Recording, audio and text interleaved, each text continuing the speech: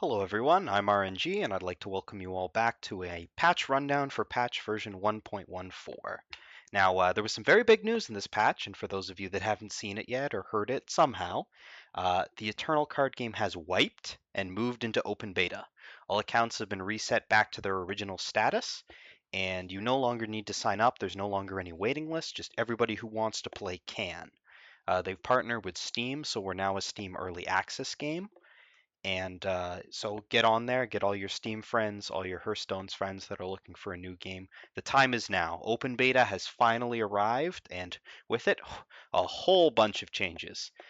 This is going to be our first patch rundown. I expect there will be multiples, as a whole bunch of cards have changed and a whole bunch of new cards have come in. But we're going to be looking specifically at ranked constructed right now for in terms of what the card changes have done. There's been a lot of changes to draft. A lot of cards have moved around in rarity. Some of them have shifted colors, stuff like that. Draft is a whole other ball game, and we're not going to address that there. There's also a bunch of minor buffs and nerfs that we're not going to touch on of cards that, again, were mostly draft cards rather than specifically constructed archetypes. And I'm even going to skip 3 of the new cards that I believe are designed for draft rather than constructed. But just about everything else we're going to hit. This is only going to be part 1. We're going to be coming back to look at the other ones in another video. And this is going to be a long one as is. So let's get to it. Starting with it, about 40 cards have been removed from the game. Uh, you may not recognize the majority of these since they're usually previously set 0 cards, stuff like Snipe, Village Watch, the neutral.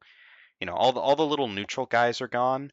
There was the 2/2 charge for 3, the War Elephant, all of those kinds of cards, they're removed from collections. You can't get those anymore. But along with it are a couple of cards that people did try to play. There's stuff like Overdrive is gone. That's a pretty bad draft card that's been taken out of the game. Nomad Healer is gone, and I think Felon Assassin got taken out, stuff like that. So a bunch of fringe little draft cards are gone. But what we have here is probably the 5 that people tried to play the most. And in the center, we have the biggest removal of them all. Sparring Partner has been removed from the game entirely. Not reworked, not nerfed, not color shifted, not rarity shifted. Card is gone. Now this was an absolute pillar of the more modern Rakano aggro archetypes. Anything that was playing a lot of 1-drops was definitely relying on Sparring Partner's power. Well, as we will see, this is not the only hit to Rakano, but this is certainly a big one. The loss of Sparring Partner really calls into question the sort of 1-drop style of Rakano, as all of their stuff now gets removed by 1 damage removal spells. Vera's Favor on the play takes him out. It's very weak to Storm now. Sparring Partner was very good against Lightning Storm. So this is a massive hit to the traditional Rakano decks. Now there was a Rakano plate build which did not rely on them, but as we'll see later on, that one didn't go unscathed either. The rest of the other 4 cards that we have here are cards that saw sort of fringe play. Dimensional Rift was a card that a lot of people tried to make work. It was a very expensive, very fun spell to cast. It was probably the coolest thing you could have cast off of Island. There's been some Westwind Herald decks that have tried it. I know Locopojo has used it a lot. Locopojo's used a lot of these cards that got removed. But unfortunately, this card is no longer around to play with. It wasn't in any top tier constructed decks, although Locopojo did play it and fell just short of top 8 at a tournament. So it was certainly starting to stir up interest, and it's a bit of a shame to see it go, but something needs to move out to make room for the new stuff. Unexpected Arrival is another card that's gone. It was originally used just as a way to get Scourge of the Frostholm without committing yourself to putting a 10 cost unit in your deck. And then they changed Skycrag Wyvarch to a 10 cost unit in order to make it not a 100% hit rate anymore. And now the card's just sort of removed from the game. The random nature meant that it wasn't played all that much, I imagine, and the card just, it wasn't particularly integral to any archetype since you couldn't really plan around what random unit you were going to get. Slagmite Swarm is a card that a lot of people liked, and again is a bit of a shame to see go. It's the little 5-power 3/3 killer that you could use to kill off, a 2/1, a 2/2, and then it grows up to a 5/4, and it suddenly becomes a real card. Frankly, guys, in Constructed, this card was not very good. But in Draft, this card was really good, especially if you got a Dark Return to bring it back. So that's one of the better draft cards that's shifting out in Stone Scar. But it wasn't really played in any of the Stone Scar decks lately. Most of the decks that were playing this card were playing it back when Scrap Tank was still called Recogulator, which was 2 name changes ago, all the way back in June. So not a card that's seen a lot of play lately, and not something that I'm particularly sad to see go. But I know there's a lot of swarmers out there that are going to be disappointed that their favorite killer card got the axe. Finally, we have Cabal Mastermind, a card that got an art update just last patch before finally coming out on this one. But trust me when I say the art's been put to a greater purpose. The card's really cool, has a really high upside. If you hit the opponent, it steals their entire hand, but it's a 7-drop that dies to Torch, doesn't protect itself, doesn't have charge. There's a problem to solve here. How do I hit them with this? But it's just not a problem that's worth jumping through hoops, especially since a whole bunch of the decks then and now are just emptying their hand and are only ever going to have 1 or 2 cards for you to even steal. So those 5 cards, along with a long list of other ones that I did not touch on, have been removed from the game entirely and can no longer be played with in any form. It's unfortunate, but it makes way for a bunch of new ones and a bunch of other changes, which we're now going to touch on. We're going to start by moving through the factions, starting with Rakano. Now, we've already alluded to the sparring partner change, but it is by no means the only card that's changed, and I think the most important one is the one over on the far right. Gilded Glaive was a mainstay of Rakano decks. It was a mainstay of Mono Justice decks, Mono Justice Splash Shadow. Basically, any Pants deck really wanted to play Gilded Glaive because of the versatility offered by Power Surge, plus the power offered by Power Surge of slamming down a 4/4, 5/5, 8/8 Glaive on an Aegis unit was just incredibly powerful, and as it turned out, pretty metagame warping. It has been transformed into a 3-power weapon that gives +2/+2, and when you empower it, it gives +2/+2 this turn. So best case scenario, barring some Combray shenanigans, is you're going to get a 4/4 weapon for 3, which is, in the best case scenario, it's a pretty good deal. 4/4 for 3 is good, but on their turn, it's always only going to be +2/+2, and that means your Silverwing Familiar or whatever else is going to be a 3/3 and is going to die to name a few things, Sword of Icaria, Auric Runehammer, still doesn't protect against Scorpion Wasp, and if you put it, God forbid, you put it on a 1 health unit, it can get torched. Um, Gilded Glaive has certainly gotten a lot worse, and I've played with it post-patch, and I honestly do not think the card is constructed playable at the moment. Maybe I'm putting it in the wrong decks and I need to go out of my way to use those Empower synergies, but using it the way we did before is certainly no longer possible. So that is a huge hit of the power of the Pants decks, and one that really, I think, forces Rakano to readjust as its super aggressive strategy with Sparring Partner has been taken away, and its go really tall strategy with Gilded Glaive has been taken away. There still are a whole bunch of good weapons at 4 and 5, but you're going to need to actually cast those on 4 and 5, and you lose a lot of the flexibility that you had, where you just cast Gilded Glaive on 3 on a Crown Watch Paladin and went to town. Now, another card that's been changed that has been seeing a lot less play lately is Elder's Feather. Elder's Feather lost its point of health, which means that the sparring partners that you can no longer put it on are now torchable. This means that it doesn't actually add any resilience to units when you play it on them normally. Of course, with Warcry bonuses, that can change.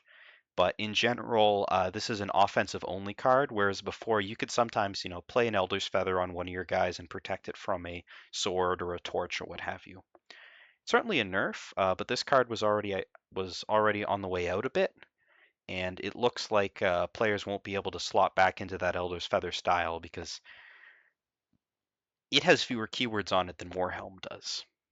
Albeit Flying is pretty comparable to Charge and Warcry, but both of those cards are looking more in the not particularly good category rather than the, premier card. Fearless Nomad is now a rare, and it has Overwhelm again. Fearless Nomad originally had Overwhelm back in 1.9, I want to say, is when Rakano's heyday really came about. A guy named Chrono built this plate Rakano deck that absolutely crushed everything at the moment. It led to 6 Rakano cards getting nerfed, and Fearless Nomad lost its Overwhelm. It's hasn't had that for a while, but they've given it back to it.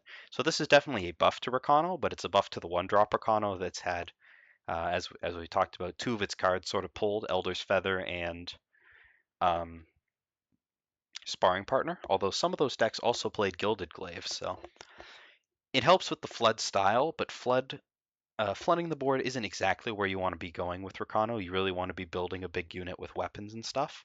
However, Overwhelm is a good enabler for all of these weapons that no longer give that many keywords. Just buffing it up allows you to push over for a bunch of damage, so it's back in the conversation. The double color cost does make it pretty difficult to play on turn 1. The only way to do so is with a seat. Um, but you can play 2 of them on turn 2, or play it on turn 2 with another 1-drop, and it's something to consider. Fearless Nomad is definitely back in the conversation for cards that you can play in Rakano. Moving on to an seemingly innocuous change that is actually really big in my experience.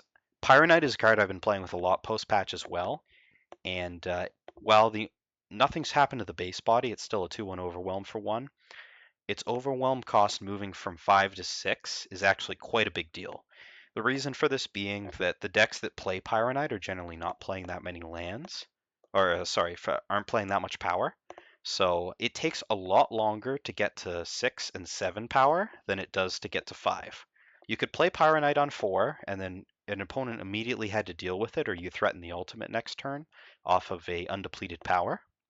Now, if you play a Pyronite on 4, they can ignore it for 2 turns until you hit 6, and you got to hit that 5th power drop as well. You could also previously play Pyronite on 6 if you happen to get there and activate it immediately. Now you got to get all the way to 7 power. A deck that's playing Pyronite almost certainly doesn't want to be playing its 7th power ever.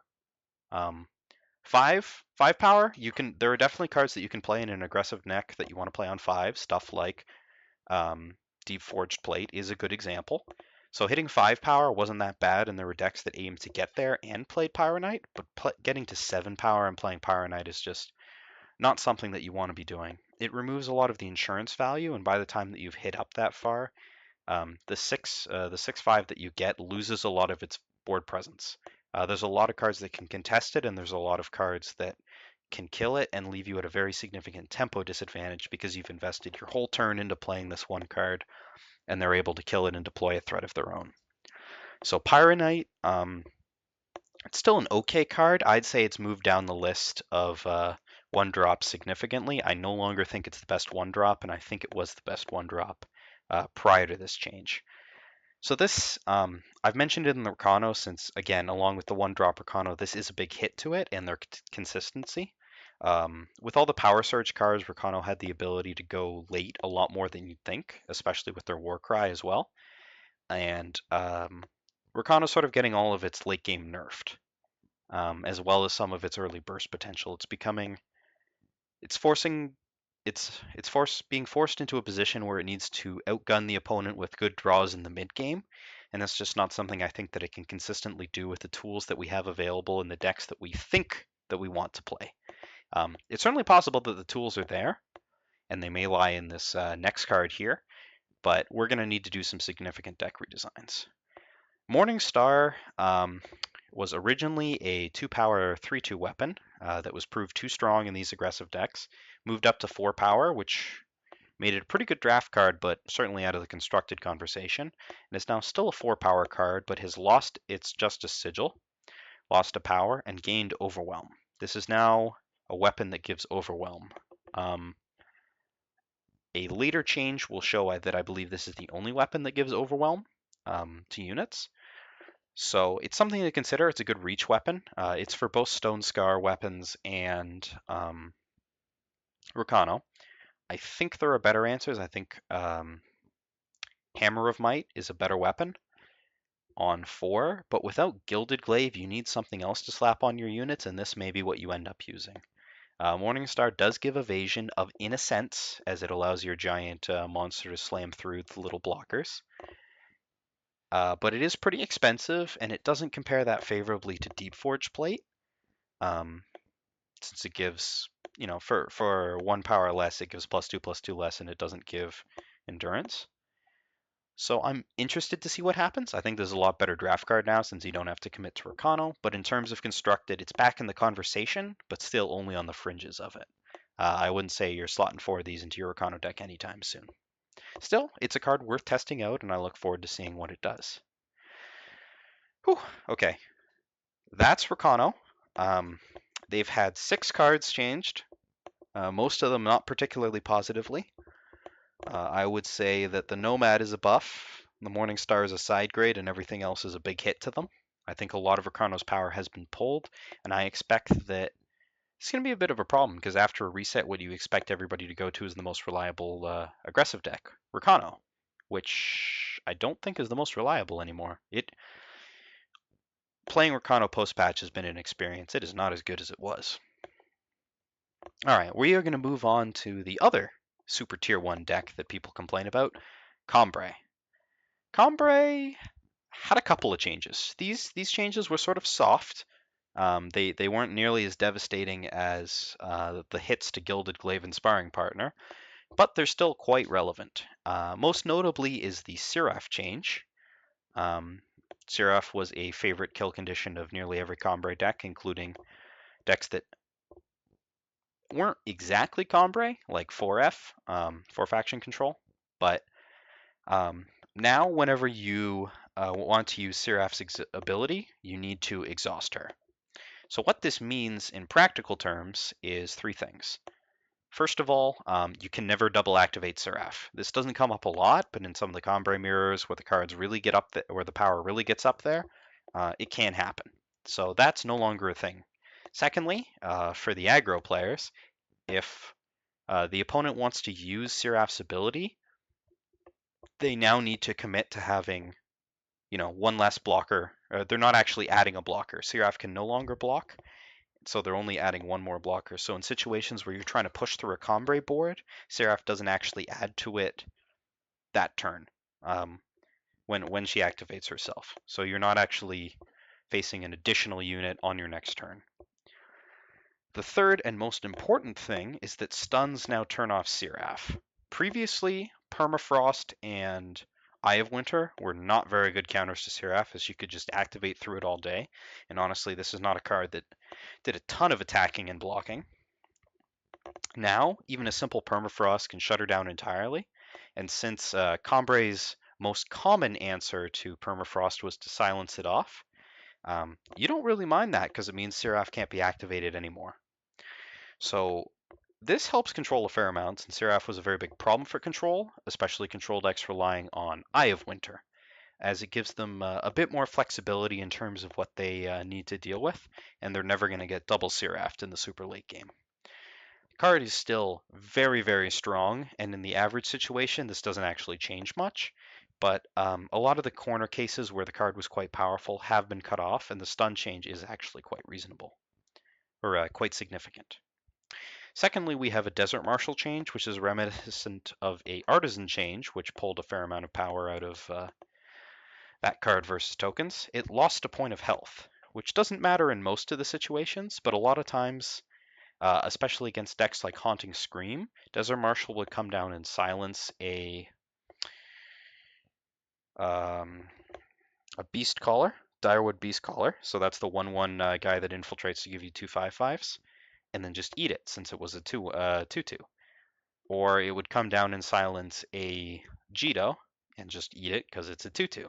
Now it actually has to trade with all the 1-power attackers that it's been blocking up to now. So the card doesn't actually stay around as much as it did, and Combrei ends up having a lot less random units in play, which is nice. Overall, I think the change is quite minor, and Desert Marshal is still extremely powerful since it is a ambush isn't quite fast speed, but it is a silence that you can play on the opponent's turn, and that is quite strong. But it gets taken out by a lot more, and the body is, I think, a lot less relevant. 2/2s, 2/1s are surprisingly a lot easier to kill than 2/2s. So it is a noticeable nerf. I think it will end up showing itself more over the coming months than we'll feel right at the beginning. But I don't think that it is a major hit to Combray's strength. Now, something that is a major hit, um, but also an interesting change, is Secret Pages is no longer Secret Pages. Secret Pages was the cornerstone of nearly every 3 and 4 color deck. I think, well, every 3 and 4 color time-based deck, I suppose would be a better way to say it. But if you were playing things that required multiple off-color factions, you definitely wanted to be playing Secret Pages. Echo and 2 power meant that you could reliably get up to 4 power from 2, which was great for control. They just wanted to draw power, and that's what this card did. It was very reliable, and it was flexible. Now the card's pretty different. It's a 3-cost fast spell that plays a sigil of your choice from your deck depleted. What this means is that instead of being a fixing spell, since 3 is a lot to pay to fix your colors, you could just play something like Amber Acolyte instead. It's now a ramp spell, since this gives you the power. It's depleted, but on your next turn you can you play it on 3, and on turn 4 you're gonna have 4 available, 5 once you play your power for that turn. So it accelerates you from 3 to 5, which could happen as early as the 3rd turn if you play an Initiate of the Sands to ramp it out. So we now have actual capabilities for a ramp deck, especially since these do work in multiples.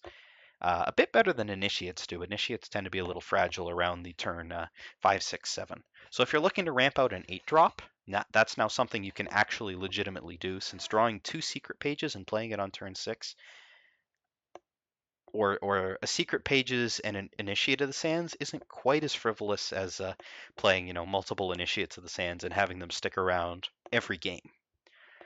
It's definitely a card that's worth exploring. It makes ramp into a genuine archetype, whereas before we sort of abandoned ramp plans pretty quickly, as they were very unit based and they died to a lot of the unit removal that decks had anyways. And it doesn't do a better job of fixing colors than something like Seek Power does. So it removes a lot of the fixing that was in time, which is quite big, since time was really good when you combined it with 2 other colors, or you played straight Combre. And this reduces the consistency of a lot of time-based decks. There were a lot of, you know, high-cost Combre decks that really use Secret Pages in order to get them from 4 power to 6, and then to 8, so that they could, they could use Seraph, they could activate Mystic Ascendant, they could reliably get Martial activations. There were people that combined it with Vodacon to good effect. And the loss of this means that Combrade decks themselves are going to have to re-examine their power base and may need to be a little bit less greedy. You won't see these 25, 26 power base or 25, 26 power Combrade decks anymore. That's almost the loss of Secret Page is almost certainly the biggest change to time decks because power changes seem innocuous, but they have very wide-ranging repercussions. Before we had sort of figured out how to build power bases. Now with Secret Pages gone, we're going to need to relearn how to build the power bases for all these, Time Justice Primal Control, just straight big Combre, Combre mid-range. Some Malaysian decks use Secret Pages. It was everywhere. Whew. So the final change for Combre, which is actually sort of more of an Elasian/Xenon change, since a lot of Combrade decks don't play this card anymore, is Dawnwalker. Now when Dawnwalker returns to play from the Void, he comes to play exhausted. This means the card can't block the turn it comes into play, and this means that it cannot use its killer ability the turn it came into play, which was when Dawnwalker was combined with Predator's Instinct, a lot of really cool things happened, usually out of Xenon decks, but sometimes out of Elasian. Dawnwalker is now, I think, a much worse card. It's very fragile, and against aggressive decks, it's liable to die to a lot of things without blocking too much, especially since when it comes back, it can't block. It basically has the amount of blocks that you can do with it. Killer Dawnwalkers are no longer a thing, since if you can't use it immediately, it's not really better than doing just about anything else. So a lot of the cool Dawnwalker strategies are gone, and I think a lot of the draw to this card itself is kind of gone. Another cool thing that people like to do was play a Champion of Cunning, give charge to a bunch of Dawnwalkers, and surprise opponents. Well, that's no longer possible. Um, you can still do some stuff with Dawnwalker. Ambush cards are pretty good with it still, and it is a recurring threat. So if you're in the market for that, this is one of the better ones. But the card itself has had a lot of the power pulled. This doesn't affect Combrei too much as a whole because, as I said, it's not playing that many Dawnwalkers anymore. Um, but it's a bit of a shame to see this card go like this. It spent a lot of the first few months plagued by bugs, would almost never come back, and now it's going to come back tired all the time, which is a bit funny. Another early beta tip: this card was originally called Dawn Waker due to a typo, uh, so we always call it Dawn Sleeper after the Resident Sleeper meme because it never came back, just stayed in the void, was too tired to get up. So now we can go back to calling it Dawn Sleeper since it always comes into play exhausted. That is one of the upsides of this, although I don't think we'll be seeing too much of this card, so maybe you can cut back on your Stooges of the Past a bit. I wouldn't risk it. I don't like Dawnwalker very much. Moving on to Elation. Elation as a Elation mid-range is sort of a deck was completely untouched, unless you were playing Dawnwalkers, in which case, of course, those have gone away. But a lot of Elation cards have got tweaked in here, and I'm first going to talk about a card that wasn't Elation before and isn't actually Elation now. Divining Rod. Divining Rod was the core card of Flight School, which was developed by, I'm told, Finkel, who then inspired the original That One Guy article. Yes, that's Finkel of 4F fame. But it put everything with the same battle skill into play. So that in the Flight School deck, it put everything with flying into play and was sort of a Combray deck that was okay. It was pretty good back when people didn't have that many cards. Nowadays, people have tried it with Overwhelm, people have tried it with Endurance, there's been some charge decks around. Well, the bad news is the Divining Rod itself got a little beefier. It now gives +3/+3, but the cost went up to 6. So this card has gotten a fair amount worse, as a lot of the best decks that we're using it, we're playing it on a 4-drop and getting 2 cards that cost about 6 power. So now your good draws aren't going to be that good. It's going to come in too slow to threaten control opponents, and honestly, you may not ever be able to cast this card because turn 6 is a turn after Harsh Rule has come down to wipe up all your guys. Before, if you played it on Aegis, there was also an Aegis version of this deck. You could get a bunch of Aegis guys into play before the Harsh Rule came down, and that was kind of cool. Now, I honestly don't know if this card is worth building around, as you need to hit a 6 power unit on it to really make it worthwhile, since a lot of the enablers for the card aren't very powerful on their own, and the +3/+3 doesn't make a ton of difference on most boards. It's a bit disappointing, but Divining Rod was always a card that was very dangerous. We don't know, or we didn't know what other cards we were getting, and we don't know what cards we're getting in the future. So having a cheap Divining Rod was always a threat where, a bunch of, let's call it Warcry, sure. A bunch of Warcry cards come together and suddenly you're hitting some kind of nasty Warcry combo or charge combo or what have you. So having this card be expensive is probably much better than having it be cheap. That said, I don't think Flight School is really a deck anymore, and I don't think that other Divining Rod decks are really something we should be striving for. So another sort of fringe change is Gemini Ritual's gone, although its picture's still around. Strength of the pack is basically the same thing as Gemini Ritual, except it costs 1 less, and it's now triple primal. It also only gives +3/+3, but +3/+3 and +4/+4 are pretty comparable when you're copying something good. I think this gives this card a lot more potential in an Eileen combo deck, Eileen Queen of the Winds, as Gemini Ritual was one of the best hits that you could get off of it, but the Eileen deck didn't want to be pure Elation because then you're missing out on Harsh Rule, and now the Eileen combo deck can potentially be Huru, which is Primal Justice, or Justice Primal, which is a much better combination to be in than much more consistent than the three color deck, especially when you're playing all these combo pieces, and it makes the card a lot more castable on its own. For example, you can play Eileen. Well, no. Okay, sorry. Eileen is not a 6-cost card. You can't curve this out of Eileen, but you can curve this out of a different 6-drop, and I don't know. What's a good 6-drop? Playing this on a Mystic Ascendant would be cool, I guess. Getting a huge Cerso's cool. This is also a lot more castable on a Westwind Herald if you're going down that route. Basically, this just puts the card a lot more in the realm of things that people can actually play.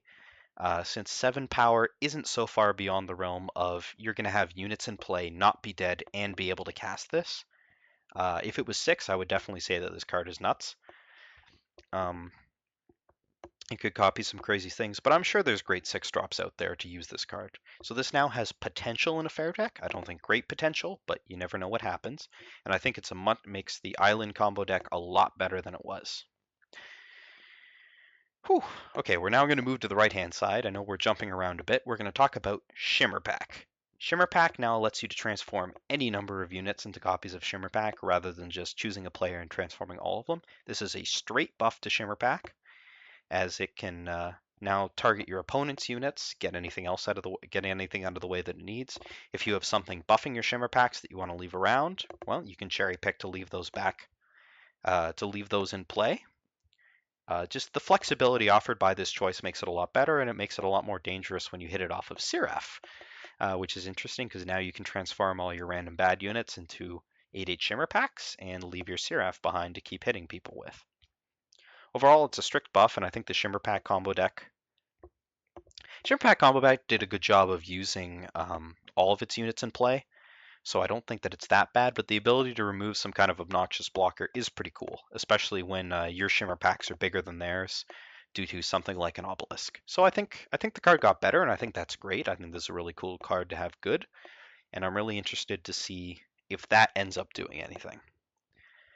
Now, the last two cards that we're going to talk about haven't actually changed their text nor their cost, but they've gone from being single faction cards to being Elation cards.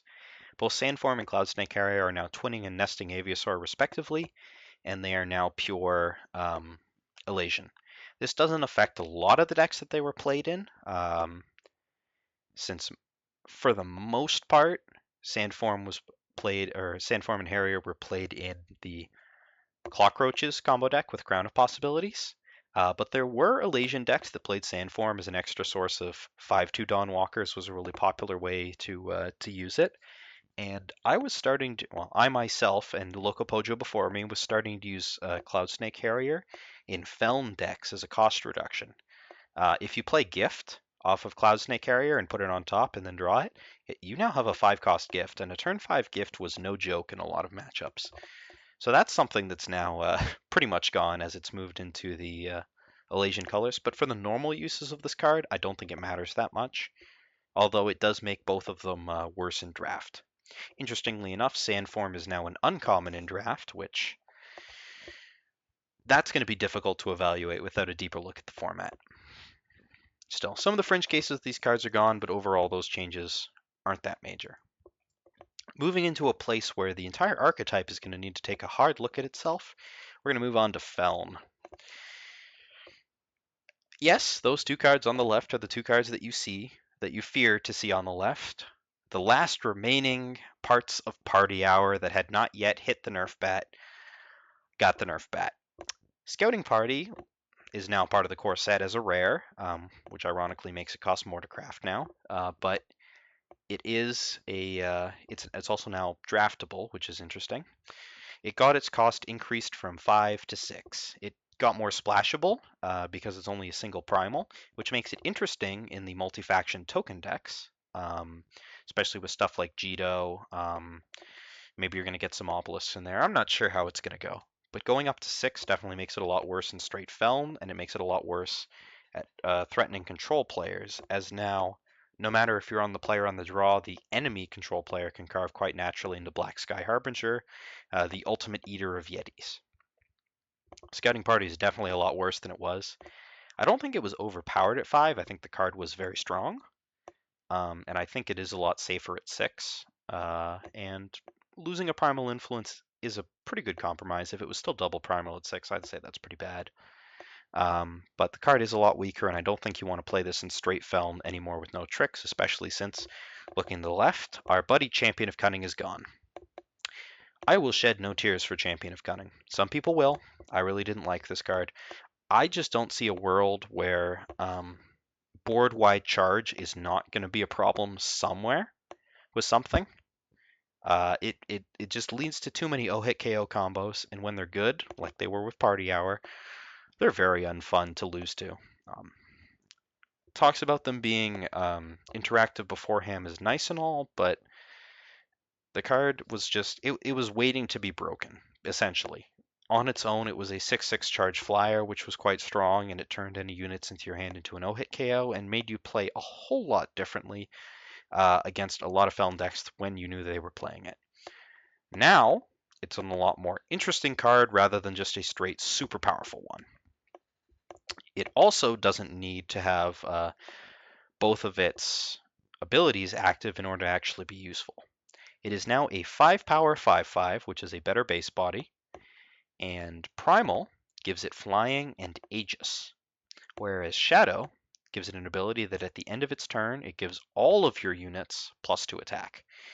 Now this is important because it's not just a static +2 attack buff, that's General Azalo's territory, but it's also a stacking buff, and Aegis makes this card quite difficult to kill.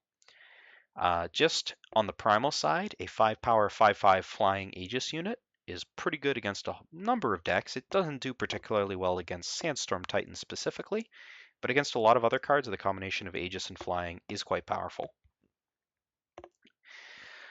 And it gives itself that +2 attack too. So if you have everything active and you just play a Champion of Cunning, on your opponent's turn they're going to be staring down a 7/5 flying Aegis. And that's pretty good. It's not quite as good as hitting them for 6, and now they have to deal with a Champion of Cunning, especially when you consider it doesn't really combo with stuff like Feln Stranger anymore, since Champion just needed any warm body to work. So this is definitely, and do not get me wrong, this is a nerf. But the card's not dead. I think this card's still playable, but I don't think that you want this anymore in Feln control decks. I think you want it. I'm much more interested in the second part, honestly, than in the flying and Aegis. I'm interested in it as a unit buffer. You can use it on stuff like Dawnwalkers and Ephemeral Wisps, stuff that come back, tokens. There are a number of uses for this card, especially if you've got Aegis protecting it. But I think the card is a lot worse, and it needs a deck more built around it than a deck that has a bunch of units and a combo kill. Whew. So, Party Hour was a very popular. It was a popular deck. It was an interesting deck. It was fun to play, and now it's completely dead in all its forms. So, a moment of silence.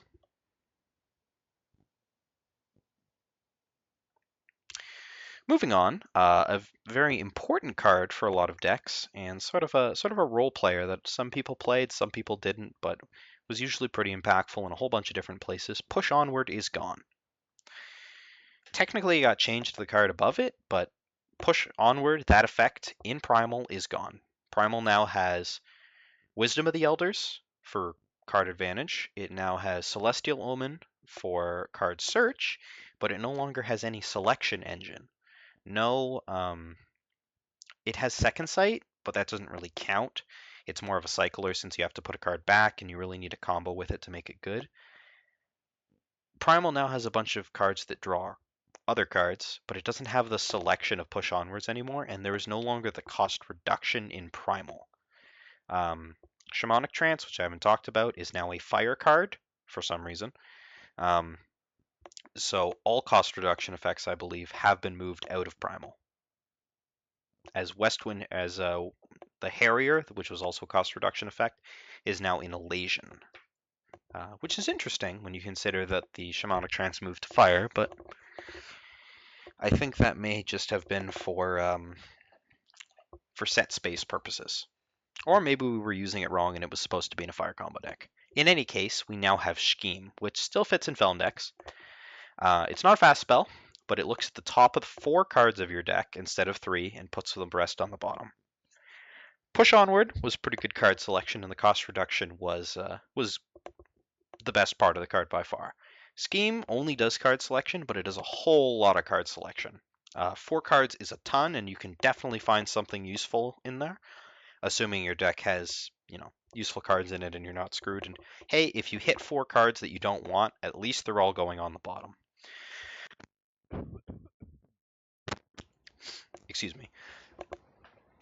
It's also really interesting because this puts card selection in shadow. Note that I keep saying card selection. This is not card advantage. This trades 1-for-1. It hopefully gets you a much better card. This could do something like help you find Maidens in Stonescar midrange. This could do something like help you find Flame Blast in Stonescar Burn. This could do something like help you find the last word in Felon Control. It digs a lot of cards, but there is a lot of opportunity cost. 3 power is a lot to pay for this effect, but I would say that this card would be a 4 of in every Shadow deck if it cost 2. It's still quite a good card. I've quite enjoyed playing with it. I've played it in such decks as Traditional Armory, which is certainly not a home that you'd first think of it, and it's been okay there.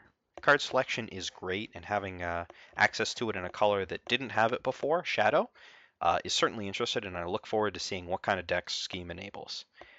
Looking 4 cards instead of 3 is also a lot better for combo decks, so if there's something that's looking for specific cards, well, Scheme will get it for you.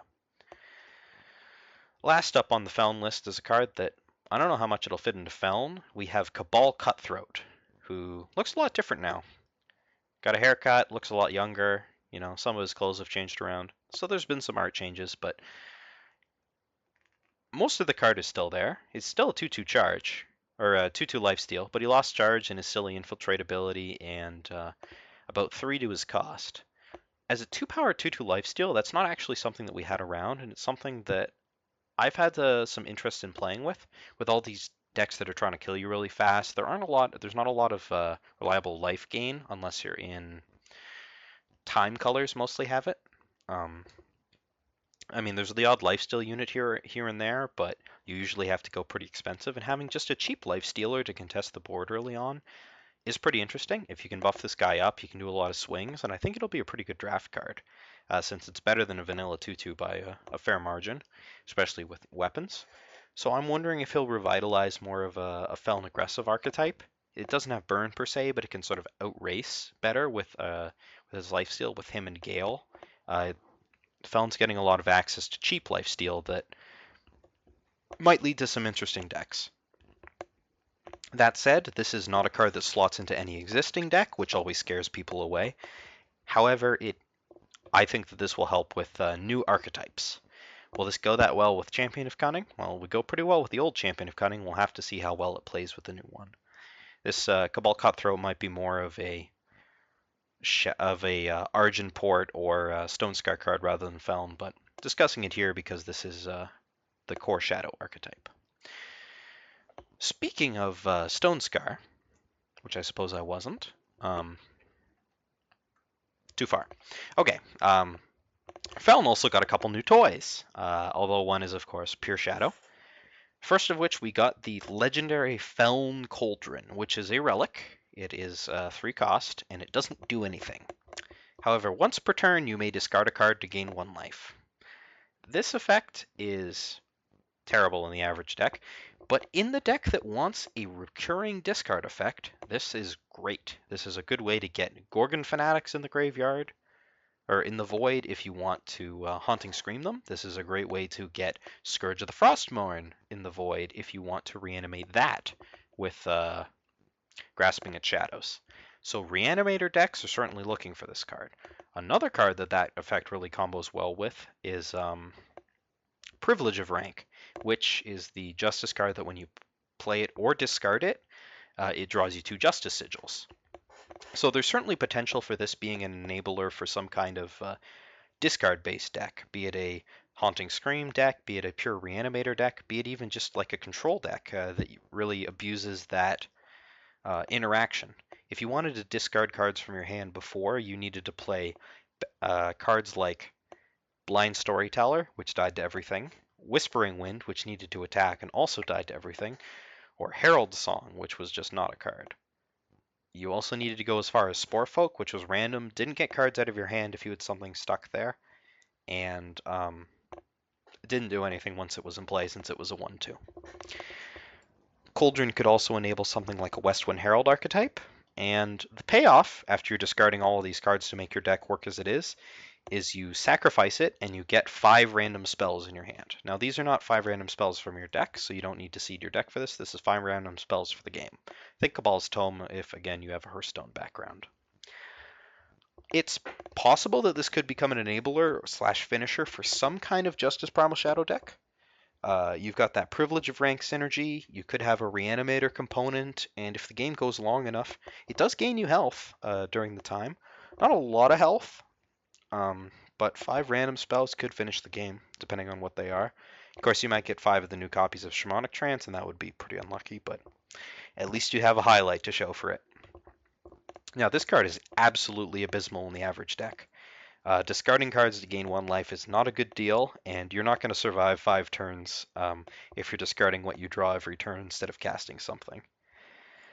You really need combos with it to make it work, but it is a combo enabler, and I think it will bring about a new archetype. I don't know which of those 4 different ways you could go with it will be the best. It might bring about a new one itself, but I definitely think we'll be feeding the cauldron soon enough. This is a card to keep your eye on. If you're not a brewer or a combo player, this may not be your card, but it's definitely something to be aware of. Now the next card is one with I'm not sure what card this went over. This is an entirely new card, and it is the first showing of Ambush in Shadow. It is a 3 power 4/1 with Ambush, and the ultimate ability of pay 4 to give it +2 attack and quick draw. So you can ambush this in at end of turn on turn 3, and then pay 4 to make it a 6 attack quick draw unit on and attack on the 4th turn, which is pretty big. Now it only has 1 health, so it dies to a whole bunch of removal. But it does push through Sandstorm Titan, which is usually the baseline for units. How do they deal with Sandstorm Titan on their own? And after Ultimate, it deals pretty well. And the Ambush ability is pretty interesting because it gives Shadow something it didn't really have before. A way to deal with relic weapons. You can use this as a pseudo Scorpion Wasp against small units, maybe a Crown Watch Paladin or something. Jump in front of it and trade with it, deal with Aegis. So as a pseudo removal spell. And you can also use this as sort of a lightning strike by jumping in front of any relic weapon attack. Shadow really only had Sabotage as an answer to relic weapons, and now it can use this to trade with stuff like Auric Runehammer after the first hit and Sword of Icaria and stuff like that. So I think that gives a pretty cool opening. Since it deals with relic weapons and Aegis units, which were both things that Shadow struggled with, and it's also a pretty reasonable attacker on its own, as well as being something that you can ambush down to threaten control opponents. Felon Bloodcaster surprised us with its versatility in the 3 role, and I expect this card will too. It's definitely something to think about playing with moving forward. Again, it's not something that slots into any existing archetype, but if you've got some kind of Shadow deck that's having trouble with relic weapons, some kind of Shadow control deck, maybe doesn't play Lightning Strike, it's a card to look at. Whew, we're halfway there. Stone Scar was not a majorly changed archetype. Maiden's the same, Champion got new art, but is the Champion of Chaos, that is, but is the same. All the burn spells are there, Umbran Reaper's the same, Infernal Tyrant got its rarity reduced, but it's the same, you know. Queen got its rarity changed, we'll talk about that later, but it's the same card. Stone Scar is as Stone Scar was before. Is this good? Well, the fact that it didn't get any buffs or nerfs really means that presumably Direwolf Digital is happy where it was before, which was reasonable but not overpowered by any means. The one major change that happened to it was Lethray Falchion lost its Overwhelm and gained an additional point of attack, which in my personal opinion, playing with the card now, is a nerf. But if you put it on an evasive threat, it does get there. Lethray Falchion wasn't a card that was played a ton before, so I don't think it's a major change, but it's really the only thing in Stone Scar weapons, which it was sometimes played in, that got changed at all. Uh, as most of the Stone Scar decks didn't really get changed. Now, some of the fire cards getting changed certainly hurt Stone Scar. Sparring Partner was also played in some Stone Scar weapons list. It's gone. Pyronite was a very common Stone Scar card, and it got a lot worse, as especially for the Jito decks, which brought it back with Shadowlands Guide. It's no longer really possible to get multiple ultimates off. You're not going to be alive long enough to have 6 mana, 6 power in play. It's just not going to happen most of the time. Most of the time, there will be fringe cases, but you can't rely on it.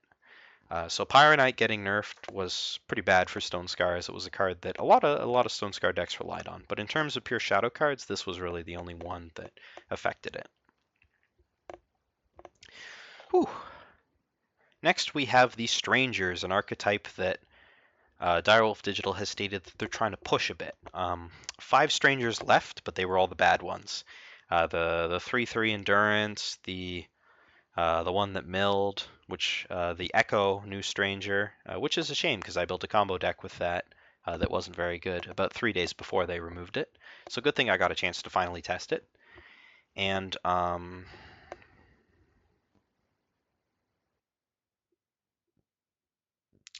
what was the second Fire Stranger? Oh, they removed Clever Stranger, which was a shame. That was the one that whenever a stranger died, it turned into a Grenadin. That was a cool card. And they removed the, okay, I don't have it here, but the Time Stranger that gave Deadly, which was, I don't recall the name. The 3/3 Deadly Time is now in Shadow instead of Time, but it's been removed in quotes. However, the pushed strangers are the ones that you see here.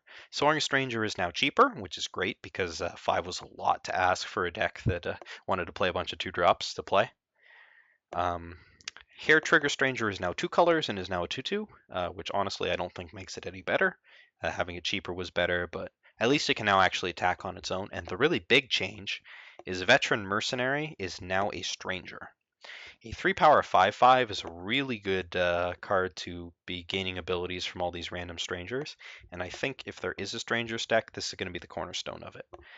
Being able to play a 3-power 5/5 is Champion of Cunning level, or Champion of Chaos level, especially if you can give it something like Flying and Quick Draw. That's going to be very difficult for a lot of decks to deal with. Veteran Forsworn Stranger, as it's now called, has no color, so Annihilate can't target it. So Vanquish is really going to be your main way to deal with it. At a good power trade. Otherwise, you're in Deathstrike territory, and then you're trading up on power. So that card got a lot better, and I think that if any card makes the Strangers archetype, this is the one that's going to do it with the cards that we have now. I tried it out a bit. Deck is okay, but in order to actually enable 5 faction, you need to play a really weird power base.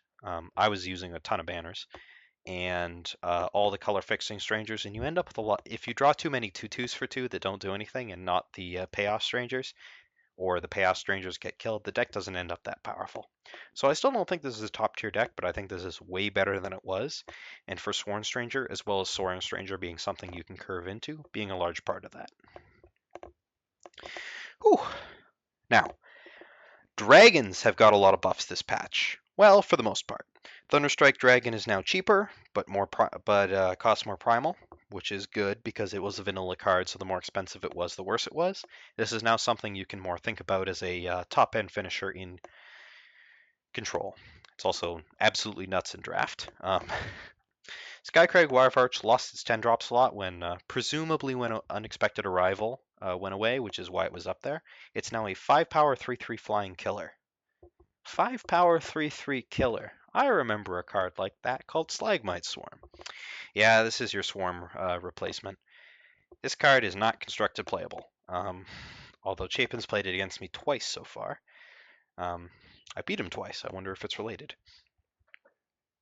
But it's certainly an interesting draft card because it lets you pick down a lot of units, and then you've got a 5-power 3/3 flyer, which is a fine card in its own right. Don't play that in Constructed, though. Mistfilled Drake got sort of a side grade. The Drake itself now has Aegis, but it's now more expensive. 7 power is a lot to pay for the effect, but it's now more splashable, as it only requires a single blue, or a single primal. So having assuming you still have the Aegis, having a 6/6 Aegis flyer is pretty cool since it doesn't just die to a random annihilate, but there weren't too many decks that were playing Mistful Drake before, and assuming your Aegis doesn't fall off, this is now not really a beatable card in draft, as a 6/6 Aegis flyer is going to end most games pretty quickly. Soulfire Drake got a strict buff. It now has 5 power instead of 4, which is great. We should expect to see more Soulfire Drake decks in the future, as jumping in for 5 charge damage is a whole lot of flying charge damage, especially if there aren't too many flyers on the back end. So Soulfire Drake got better. Mistful Drake got better in draft. I don't know about constructed. Skycarve Warvich is now a great draft card and not a constructed card. And Thunderstrike Dragon is now something you can think about, although not very hard because, again, vanilla units in constructed have to do a lot to see play or be very cheap. They have to be overcosted, cheap, or not be vanilla, basically. And honestly, a Flying Echo is still a vanilla. 5/5 Flyer doesn't do well against Sandstorm Titan. Trades with Impending Doom. You get 2 of them, but so what? Both of them just get cleaned up in a harsh rule. Doesn't do well against Permafrost. Okay, I've talked myself out of it. I still don't think Thunderstrike Dragon is that good in constructed, but it's going to be a great draft card. So look for it there. Expect us to cover it again when we go through draft cards in one of our later patch reviews. Whew. Finally, we have the rest, including one new card that I didn't talk about, which I will talk about first. Sure.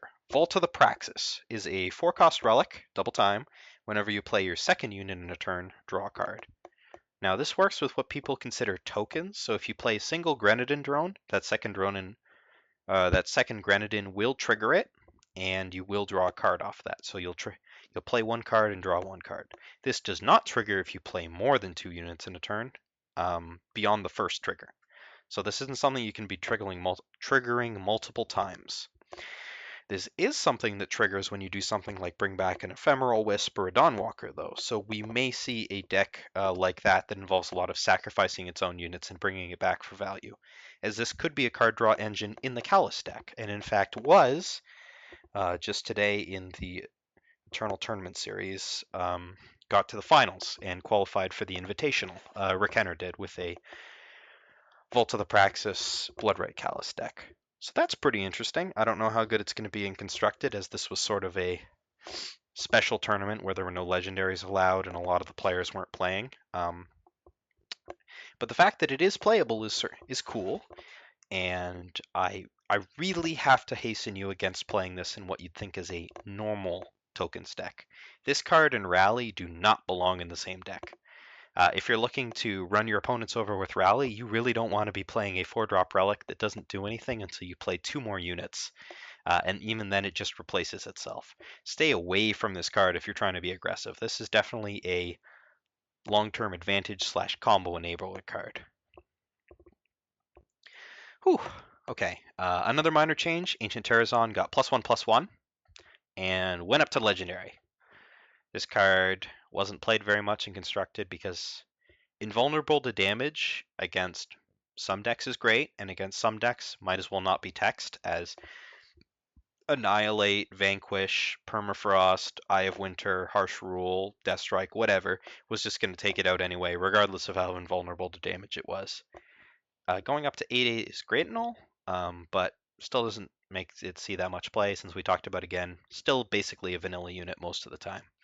If you're playing against something that does damage, they're probably not going to let you get to turn 7, or they've already lost and you could be playing Aractodon, which is now 7 cost.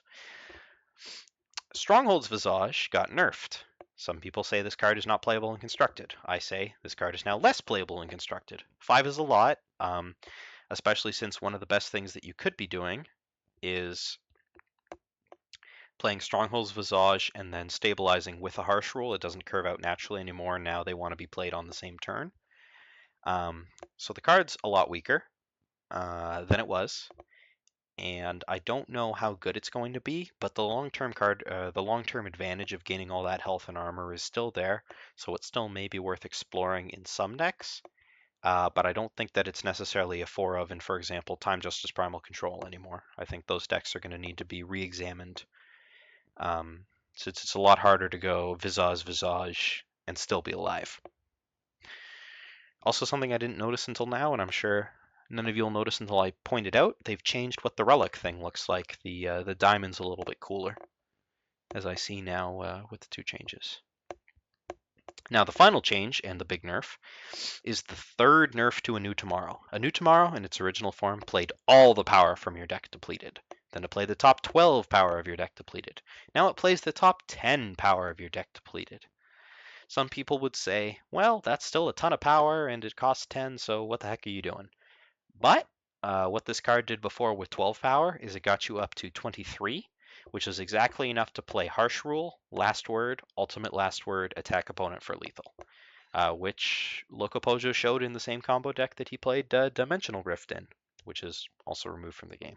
So all I can say is we should be thankful that A New Tomorrow is still here. If you were playing the Flame Blast version, however, you may be happy that it's now only time and justice rather than double time, double justice, since it means you can play now more of a, fire justice or fire time kind of deck that plays this as a top end kill rather than having to play combre deck that also happen to play Flame Blast. Although I'm sure a lot of people will chime in to tell me that playing combre splashing anything is better than playing anything other than combre. So I think this change makes the Flame Blast combo better and um, makes everything else that you were doing with A New Tomorrow worse. Although, to be honest, there weren't that many people that were playing A New Tomorrow. It does mean you deck less at the time when you play this with Mystic Ascendant out, especially with Vodacon in play. Although I'm interested to see if they've corrected the interaction with multiple Desert Marshals as it starts to fall apart after 2. Whew. Okay, so finally we're going to talk about some rarity changes that don't actually matter in terms of card power, but certainly matter in terms of accessibility. Both Crown of Possibilities and Bandit Queen have moved up to Legendary. Bandit Queen was one of the cheapest aggressive decks to build, and it was one of the favorites of a lot of players that hated playing Rakano. And Queen moving up to Legendary means that it's out of reach of a lot of players, certainly out of reach of a lot of new players, and even out of a lot of people that were beta players that got their packs. Can't actually make 4 Bandit Queens plus the rest of the deck. So that means that for the first couple weeks at least, we're not really going to see all that much Queen on ladder. We may see the Queen decks, but they're going to be playing stuff like Rally in the Queen slot, as they will not have this card. Another card that's moved up to Legendary, and is a damn shame, is Crown of Possibilities, as this was the cornerstone of Clock Rages, one of the favorite decks of new players. It was never a super competitive deck, but it was pretty cheap. Used only rares, unless you were playing a Sandstorm Titan version. And it was super fun to play, and the fact that you now need to craft 4 legendary cards just to get into the deck is a real shame, as it's going to turn away a lot of people that don't have that many stones that would otherwise love to play the deck. So I think this is a real shame, and I do hope this gets reverted in another patch just to make Clock Roaches more accessible. Card's not broken or anything. I'm sure this is just a space change. Unexpected Arrival went out and specifically Accelerated Evolution moved up to rare for draft purposes. There's been a lot of embarrassing cards at rare, let me tell you, but that's a story for another video. So Crown of Possibilities was the card that was chosen to shift up into the legendary slot without affecting too much. Although a lot of Clock Roach players were sad. Even the longtime ones can't afford to build roaches anymore after reset. So I think that's everything that we have. Thank you for staying with me through all of my ramblings. There will be more in-depth evaluation from me and my team as we move forward. I know Neon has an article planned talking about all the different changes for quite soon coming up. I'm going to have an article, of course, talking about a whole bunch of different things, probably multiple. And Locopojo and Lights Out Ace will chime in as well. As for me, you can look forward to part 2 of this video as soon as I can find the time to do it. I'm not sure if it will focus on draft, all the other non super relevant changes to cards, or even some other aspect of the patch, but look forward to part 2 coming up soon. Thank you all for listening to me, and I hope to see you in my next video. I also hope to produce a lot more YouTube content for you guys in the time moving forward. Thank you.